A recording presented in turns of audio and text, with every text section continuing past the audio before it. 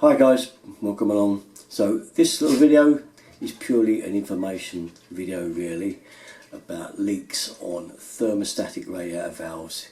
If you've got one of the British gas rebranded ones or a Drayton type and you've got a leak, you can now actually fix them without draining the system down with this special little kit, which I have to thank Craig for.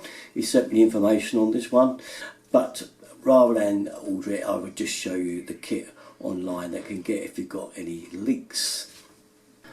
So Craig sent me this. This is the kit. He's unboxed it, and you can see there it's got the balancing key and the gland seals. There's the instructions for doing it. Pretty easy there. And as you can see, gland seal can be replaced without draining. That's the most important thing, isn't it? That's what we need to be able to do. Draining down is a right nuisance, isn't it? And you can see how that works here. The kit works very easy and simple, and something that is very useful if you've got those type of thermostatic radiator valves. Here is the item on eBay as it stands. There it is, and it's the whole thing called a TRV Service Repair Kit. Okay, and there's the price of it there. I'll give you the link and put it in the video description there, so it would take you straight to this link if you would like to buy one.